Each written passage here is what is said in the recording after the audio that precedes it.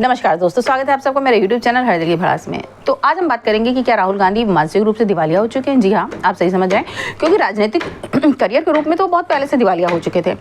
शुरू से वैसे मानिए तो कभी वो स्थापित हुए ही नहीं कि वो दिवालिया होंगे। भाई दिवालिया वो होता है जिसको कभी कोई मुकाम बना हो, उनका तो कभी कोई मुकाम ही नहीं बना। 2004 से जब से उन्होंने चुनाव लड़ना शुरू किया है या कांग्रेस की बागडोर अपने हाथ में संभाली है, तब से आप उसका ग्राफ देख लीजिए कि ऊपर की बजाय हमेशा वो नीचे की तरफ ही गया। खैर छोड़िए, आज हम बात करेंगे उनके दिए गए भाषणों की, उनके दिए गए वक्तव्यों की, जो शो करते हैं, पूरी तरह से मोहर लगाते हैं मेरी इस बात पर कि हाँ, राहुल गांधी पूरी तरह से मानसिक रूप से दिवालिया हो चुके हैं।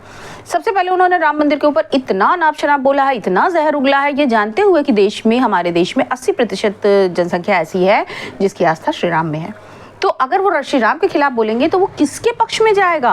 भाई छोड़िए, आप बोल के श्री राम का कुछ नहीं उखाड़ लेंगे, आप हमारा कुछ नहीं बिगाड़ लेंगे, लेकिन किसका लॉस होगा? आपका लॉस होगा। उसके बावजूद आप लगातार बोले। इवन आपने तो यहाँ तक कह दिया कि राम राम बोलते रहो, भूख से मरते रहो। खैर छोड़िए, वो आपकी बुद्धि, वो आपका विवेक, वो आपकी बेवकूफ़ी, क्या हम कहें मुझको नहीं पता, जो कुछ भी है वो आपकी बेवकूफ़ाना हरकत है। उसके बाद आप कहते हैं कि आपने अभी भारत जोड़ो यात्रा प्रारंभ करी। भारत जोड़ो यात्रा में आपका कहना था कि पूरे देश में चारों तरफ नफरत व्याप्त थी, आपने मोहब्बत की दुकान खोली। चलिए मान लिया आपने मोहब्बत की दुकान खोली, उसी वीडियो में, आपके वायरल वीडियो में आप कह रहे हैं कि मैं जहाँ भी गया मुझे मोहब्बत मिली। अगर आपके जाने पर आपको मोहब्बत मिली, दैट मीन्स वहाँ मोहब्बत पहले से एग्जिस्ट करती थी, तब आपको मोहब्बत मिली। अगर आप मोहब्बत फैला रहे होते तो फिर तो दोबारा दूसरे टर्न में आपको मोहब्बत मिलनी चाहिए थी। आपने यहाँ तक कहा कि RSS के लोगों ने भी आपको बड़ा प्यार दिया, तो मैं कोई कैसे मान लेगा कि मोदी जी ने नफरत फैलाई है या भाजपा ने नफरत फैलाई है?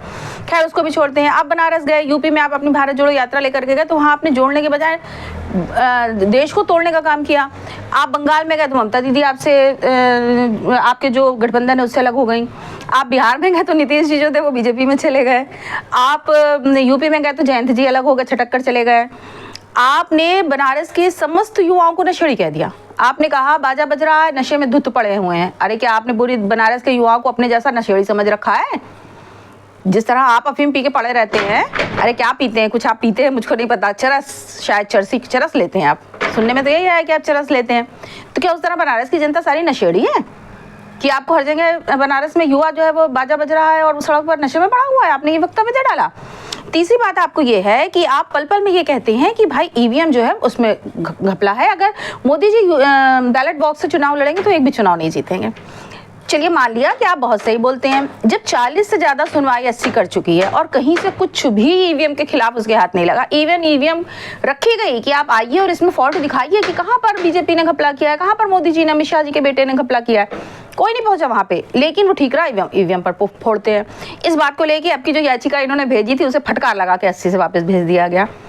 उसके अलावा इलेक्शन कमीशन ने भी इनके ऊपर बड़े तंज कसे हैं। सुना है कोई शेर वेर कहा था, मुझे याद नहीं आ रहा है इस समय कौन सा शेर कहा था, मुझे याद नहीं आ रहा है। हर तरफ से इस बंदे को जूते पड़ रहे हैं, लेकिन फिर भी अनाप शनाप बोलने से बाज नहीं आ रहा है। मेरे तो समझ ही में नहीं आता है कि इसके एडवाइजर कौन है, इसके सलाहकार कौन है, कौन इसको राय देते हैं कि भैया तुम ये बोलो।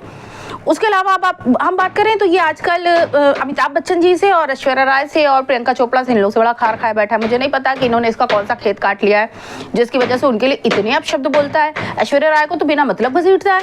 राम मंदिर में भी इसने, जबकि राम मंदिर में तो ऐश्वर्या नजर तक नहीं आई, राम मंदिर में भी इसने ऐश्वर्या राय को घसीटा।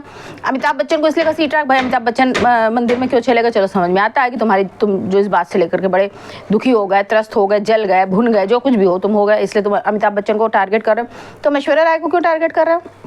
और ऐश्वर्या, और ताज्जुब ये है कि सारे लेफ्टिस्ट चुप बैठे हैं। सारी ये जो क्या कहते हैं फेमिनिज्म का झंडा लेके चलती हैं, उससे चुप बैठी हैं। उनके मुंह में जुबान नहीं है कि ऐश्वर्या राय को, प्रियंका चोपड़ा को क्यों बेवजह उस केस में घसीटा जा रहा है जिससे उनका कोई लेना देना ही नहीं है। उसके बाद ये क्या कहता है, ये जो अब जात पात की राजनीति पर उतर आया है, ये अगले पिछले की लड़ाई करता है, ये दलित और अल्पसंख्यकों की बात करता है, ये इवन ये साउथ और नॉर्थ को बांटने पर तुला हुआ है। जब ये अमेठी से हार गया तो इसने अपने कर्मों को दोष नहीं दिया कि संजय गांधी के टाइम से जो सीट कांग्रेस जीतती चली आ रही थी वो ये सीट ये नहीं बचा पाया, और एकदम नई आई हुई नेत्री से ये हार गया। तो इसने जब वायनाड में जीता तो इसने जाके वहाँ स्टेटमेंट क्या दिया मालूम? इसने कहा नॉर्थ के लोगों को वोट करना नहीं आता, साउथ के लोगों को वोट करना आता है। बेटा अब तू आना अमेठी में, अब मुँह ही नहीं बचाने का अमेठी में, अब तुम अमेठी में आओगे ही नहीं, तुम्हें कर्म ही नहीं है, तुमने कुछ किया ही नहीं अमेठी के लिए। अमेठी की जनता तुम्हें पागल है। वो जमाने चले गए जब जनता एक के पीछे अपनी सारी वो लेकर के लगी रहती थी कि भाई हमें जिताना है, हमें जिताना है, हमारे देश के बेटा है, हमारे देश की बेटी है। वो जमाने लग गए। अब आप अगर किसी के लिए कुछ करेंगे तो बदले में वो आपके लिए कुछ करेगा, आप किसी के लिए कुछ नहीं करेंगे तो अगला भी ठेंगा दिखा के आपको चले चला जाएगा। तो मान लीजिए कि आपको अमेठी और रायबरेली की जनता ने लात तो मारी दिया। एक बड़ी खबर उड़ रही थी कि क्या कहते हैं, आपकी रायबरेली से प्रियंका गांधी चुनाव लड़ेंगे। अरे भैया, जब माँ भाग गई उस सीट से, उसे जीतने की उम्मीद नहीं थी, तो बिटिया क्या लड़ेगी? बिटिया की तो अभी कोई राजनीतिक करियर ही नहीं है, उसे तो कोई जानता भी नहीं है। हाँ, इस नाते जानता है कि भाई वो इंदिरा गांधी की पोती है और उसकी नाक इंदिरा गांधी से मिलती है।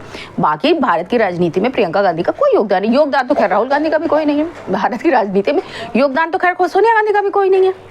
हालांकि इस परिवार का फिलहाल अब तत्कालीन राजनीति में कोई योगदान नहीं बचा, लेकिन समझते अभी भी सब अपने आप को शहंशाही हैं। अभी भी समझते हैं कि भैया वही महाराज हैं और उन्हें एकदम श्योर सीट चाहिए लड़ने के लिए, इसीलिए वो भाग के वायनाड गया, क्योंकि वो हार बर्दाश्त नहीं कर सकते। और प्रियंका गांधी के न लड़ने का एक मुद्दा ये भी है कि अगर उन्होंने हलफनामा दाखिल किया लड़ने के लिए अपना लोकसभा चुनाव, तो उन्हें भैया अपने और अपने पति वाड्रा साहब की सारा फाइनेंशियल एम्पायर की डिटेल देनी पड़ेगी। और फिर उनके अगले पिछले सारे कच्चे चिट्ठे ऐसे खुलेंगे कि राजनीतिक करियर तो छोड़िए, आर्थिक करियर भी डूब जाएगा। तो राहुल गांधी इस समय केवल फ्रस्ट्रेटेड नजर आते हैं, केवल वो दिवालिया नजर आते हैं।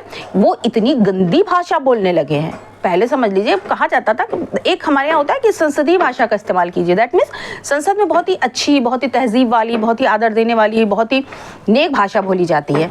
लेकिन अब संसद के लोग, और ये चलन शुरू किया केजरीवाल ने। तो राहुल गांधी, केजरीवाल जो है वो पैदाइशी धूर्त है, लेकिन राहुल गांधी के दिल में, मेरे दिल में राहुल गांधी के लिए सॉफ्ट कॉर्नर था। मुझे लगता था बंदा बुरा नहीं है, ये गलत लोगों की सोहबत में है, ये गलत जगह पर अपना करियर ढूंढ रहा है, इसलिए इतना हताश है।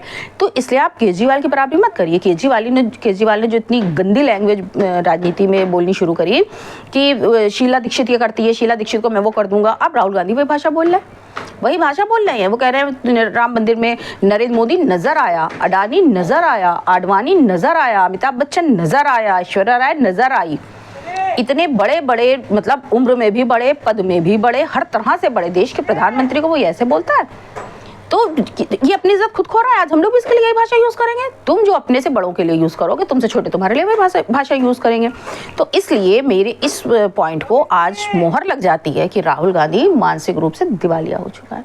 बस इस स्टेटमेंट के साथ मैं आज का एपिसोड खत्म करती हूँ, क्योंकि काफी लंबा होता जा रहा है। मिलते हैं किसी दूसरे एपिसोड में इसी तरह किसी राजनेता की बखिया उधेड़ते हुए। तब तक के लिए जय हिंद और जय श्री राम।